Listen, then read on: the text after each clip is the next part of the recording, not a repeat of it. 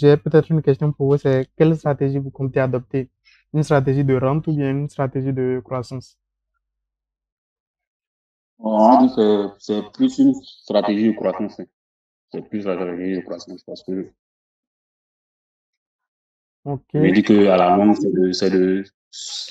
on va dire, ces entreprises sur lesquelles je suis parti là, c'est d'augmenter mon portefeuille sur ces entreprises. En fait. ok. Et donc, des quatre entreprises que vous avez citées là, je crois, du point de vue croissance, c'est une seule entreprise qui fait l'affaire, c'est SIB. Donc, si vous voulez faire vraiment de la croissance, je vous conseille d'ajouter d'autres actions qui sont dans la catégorie croissance, donc comme SGB. SGB, là, actuellement, croît encore plus rapidement que SIBC. D'accord? Donc, je vous conseille vivement D'accord. SGB si vous voulez faire de la croissance. Et si vous n'avez pas de problème avec les états de l'AES ou bien tout le risque que ça représente, Coris Bank. D'accord? Donc, ces trois-là pour faire de la D'accord. croissance. Les autres, Orange CI, Filtezac et CIE, bon, je laisse peut-être d'abord Filtezac, mais les deux là, je crois que c'est des actions de rente. D'accord? Donc, si vous voulez des dividendes, il faut renforcer ces positions-là. Mais si vous voulez de la croissance, il faudra renforcer SIB, ajouter SGBCI et Coris Bank éventuellement. J'ai une question. Oui. Peut-on vivre sans travailler avec la BRVM? La première question. Et la deuxième, c'est avec quelle cagnotte de départ je peux investir sur la BRVM et prétendre vivre dans les années à venir sans travailler? Ok, donc, Puis, oui. voilà. Donc, allez-y. Oui, et en combien d'années je peux être sûr que oui, je peux vivre sans travailler avec la BRVM? Ok. Et donc, ça, typiquement, c'est la question de l'indépendance financière. Est-ce qu'on peut réussir ça en investissement uniquement sur les actifs financiers, la bourse? Donc, là, pour faire simple, la réponse, c'est oui. D'accord? On va faire quelques calculs. D'accord? Je vais peut-être m'ouvrir ma calculatrice et vous allez me donner des chiffres et on va essayer de faire les calculs ensemble pour que vous voyez à quel point c'est à portée de main, en fait. OK? Et donc, la première question à se poser ici, c'est où est-ce que j'en suis et où est-ce que je veux aller? Où est-ce que j'en suis, c'est combien vous avez réussi déjà à mettre en bourse là actuellement et où est-ce que vous allez, c'est ce que j'appelle votre capital d'indépendance financière. Ça veut dire le capital avec lequel vous pouvez démissionner là tout de suite de votre boulot et vous coucher uniquement sur, enfin, les bacs. Vous reposez uniquement sur vos revenus boursiers, donc les dividendes et les plus-values. Et donc, euh, commençons par la seconde partie de la question, c'est où est-ce que vous voulez aller? Donc, selon vous, avec quel capital d'indépendance financière vous pouvez là tout de suite vous reposer uniquement sur vos revenus boursiers? Et donc, pour faire ce calcul-là, je vais vous aider. Pour faire ce calcul-là, vous prenez tout simplement vos dépenses mensuelles de combien vous avez besoin chaque mois pour vivre et vous faites ça fois 12 pour arriver aux dépenses annuelles. D'accord? Faisons déjà ce premier pas-là. Et dites-moi de combien vous pensez avoir besoin chaque mois. On va y aller crescendo.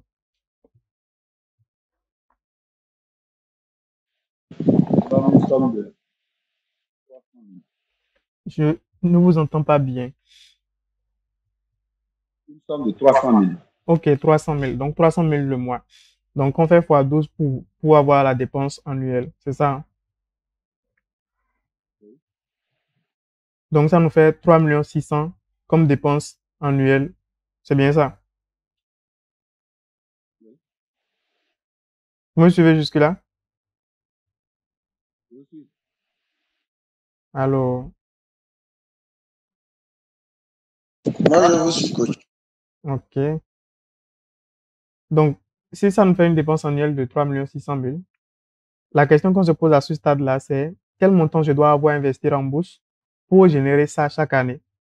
Et donc, ici, il faut répondre à une question intermédiaire, c'est quel est le minimum en termes de ROI, Return on Investment, que je dois pouvoir faire pour générer ça, les 3 600 000. Et à la BRVM, je peux vous dire l'expérience, faire du 7% à la BRVM, c'est vraiment facile. D'accord? Je ne crois pas que je suis prétentieux en disant que faire du 7%, c'est facile. Peut-être que d'autres bourses, c'est difficile. Mais à la BRVM, c'est vraiment rien qu'une action à dividende, si vous essayez d'acheter l'action dans la bonne période, vous pouvez facilement faire du 7%. Donc, nous allons partir sur un scénario de 7%. D'accord? Que vous arrivez à faire du 7% chaque année, minimum. Right? Donc, le capital que vous avez investi en bourse, s'il fait du 7%, et il y a de fortes chances que ça fasse 7% puisque c'est un scénario vraiment pessimiste, d'accord, doit vous générer 3 600 000. Donc, en réalité, de 3 600 000, ça représente 7% de votre capital d'indépendance financière. Vous me suivez jusque-là? Je vous entends, mais très faiblement. Je vous suis. OK. Je vous suis. OK. Donc, les 3 600 000 là, ça doit représenter 7% de votre capital d'indépendance financière. Donc, j'utilise la règle de 3 et je fais, pour trouver le montant du capital d'indépendance financière, je fais fois 100 divisé par 7. Et donc, ça me fait ce montant-là, ça me fait 51 millions. Je vais dire 51,4 pour faire simple. Donc, ça me fait 51,4 millions. Donc, avec 51,4 millions investis à la BRVM, qui vous génère 7% chaque année, 7% de 51,4 millions, c'est les 3 600 000 dont vous avez besoin chaque année. Donc, avec 51,4 millions investis, vous pouvez générer les 300 000 que vous vouliez chaque mois. Pas de souci. Parce qu'en un an, vous générez 3 600 000 et ça, vous êtes déposé sur votre compte bancaire, d'accord? Donc, puisque c'est déposé sur votre compte bancaire, vous n'aurez qu'à dépenser 300 000 chaque mois, c'est tout. Et quand vous allez arriver à la fin des 3 600 000, bah, un autre 3 600 000 vous est encore déposé parce que c'est déjà l'année prochaine. Vous voyez, est-ce que vous comprenez jusque-là? Je vois. OK. Je vous comprends. Voilà. Et donc, ça, c'était la deuxième partie de la grande question qu'on s'est posée. C'est où est-ce que je vais aller? Où est-ce que je vais aller, c'est 51,4 millions. La première partie de la question, c'était où est-ce que j'en suis? Où est-ce que j'en suis, c'est combien j'ai déjà investi là actuellement sur la BRVM. Donc, je dis n'importe quoi. Je dis que vous avez peut-être investi 5 millions sur la BRVM. Donc, si vous avez investi 5 millions et qu'il vous faut 51,4 millions, c'est il vous faut faire du x10, n'est-ce pas, pour arriver aux 51,4 millions. C'est bien ça, n'est-ce pas? Oui, c'est bien ça. Voilà. Donc, là maintenant, vous savez que vous avez 5 millions, il vous faut faire du x10 pour arriver là où vous voulez aller. Et vous devez aussi déterminer dans quelle période de temps vous devez arriver à avoir ces 51,4 millions. Donc, je dis n'importe quoi. Je dis que vous imposez 10 ans pour arriver à ces 51,4 millions. Donc, s'il vous faut 10 ans et que là, actuellement, là, on est en 2024, d'accord? 2024, vous êtes à 5 millions. 2034, vous devez être à 51,4 millions. Vous avez 10 ans. Donc, vous pouvez commencer par faire le plan dès maintenant.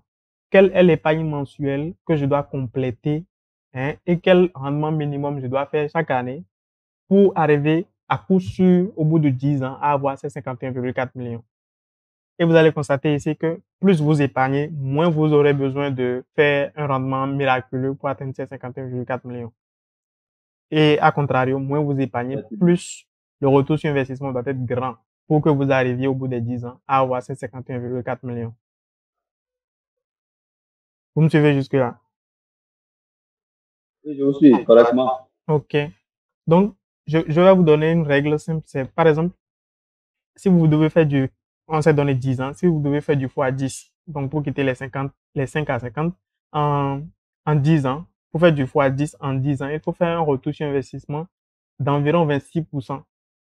D'accord? Donc, chaque année, 26%. Ça ne veut pas dire que rigoureusement, l'année, vous faites 26 ou autour de 20. Non. C'est en moyenne, sur la période des 10 ans, vous devez avoir fait, hein, chaque année 26%. Donc, 26%, ça, c'est un rendement assez élevé, d'accord? Donc, pour faire ça, le seul moyen que je vois pour réussir ça sur la BRVM, c'est une stratégie de croissance. D'accord? Si c'était un truc beaucoup plus petit, une stratégie de rente aurait fait l'affaire. Donc, une stratégie de croissance. Et donc, dès que vous savez ça, qu'il vous faut une stratégie de croissance, qu'est-ce que vous faites? Vous achetez des actions qui ont ce profil-là. Des actions qui ont, quand vous regardez leur perspective sur les 10 prochaines années, ont de très fortes chances de faire du 26%. D'accord? Et donc, ces actions-là, SGBCI, je vois très bien SGBCI avoir ce profil-là, sauf si il sature complètement le marché avant ces 10 années. Je vois SIBC. SIBC a encore plus de chances de réussir ça que SGBCI, parce que SGBCI, c'est déjà une banque très, très grande. Donc, SIBC, c'est une banque beaucoup plus petite, donc elle a encore beaucoup de marge devant elle. Vous voyez? Coris Bank, clairement, a beaucoup de marge. Et ainsi de suite. Donc, en fonction de ce que vous voulez faire, les 26% sur 10 ans, vous savez caler dès aujourd'hui vers quelles actions vous orientez et quel est le taux d'épargne que vous devez vous fixer. Et donc, n'oubliez pas, plus vous épargnez, moins vous faut un rendement élevé pour atteindre votre objectif. Donc, tous ces calculs pour vous montrer que, en fait, c'était tellement à portée de main que tout le truc, c'est que ça prend du temps. D'accord? Puisque là, maintenant, on est en train de parler de 10 ans. Et c'est comme Warren Buffett le dit, il dit, on lui demande, mais pourquoi lui, sa stratégie marche et que tout le monde sait que ça marche, mais personne n'arrive à faire ses retours sur investissement. Et la réponse qu'il donne est claire, c'est simple. Il dit, ouais, c'est vrai, tout le monde sait comment je fais, mais c'est que ça prend du temps et presque personne n'est prêt à attendre aussi longtemps pour avoir ces performances. D'accord? Donc, les gens veulent avoir de l'argent là tout de suite. Ils ne veulent pas attendre 10 ans pour atteindre leurs objectifs ou des choses comme ça. Et donc, ils vont s'orienter vers d'autres schémas. Donc, voilà. Donc, est-ce que c'est faisable d'atteindre l'indépendance financière avec la bourse? Complètement, complètement faisable. Donc, voilà la réponse que je peux vous apporter. Donc, si je comprends bien, c'est que avec une carrière de 5 millions, je m'arrange, je réinvestis les intérêts composés pendant un bon moment sur un minimum 10 ans et prétendre arriver à 51 millions en 10 ans. Oui, si vous faites du 26%. Si vous faites une performance de plus de 26%, il vous faudra encore moins de temps. Donc, peut-être pas 10 ans, peut-être 5 ans ou 7 ans. Donc, tout dépend de la performance que vous faites. Ou bien, si vous épargnez encore plus, parce que les 26% dont je viens de parler, c'est en supposant que vous n'avez pas du tout épargné. Donc, c'est faire du 26% en quittant 5 millions et se donner une période de 10 ans. C'est comme ça qu'on arrive à ces 50 millions. D'accord? Mais si vous avez une performance de plus de 26%, vous allez atteindre l'objectif beaucoup plus tôt. Ou bien, si vous épargnez en plus, vous allez atteindre l'objectif encore plus tôt. Oui, d'accord. Bon, c'est bon. C'est que je l'ai dit. OK. Donc, effectivement, ça, c'est la question que beaucoup de gens se posent, hein, la BRVM et tout ça, c'est bon, mais les gens ne savent juste pas à quel point c'est accessible, en fait, d'atteindre vraiment ces objectifs-là avec la BRVM.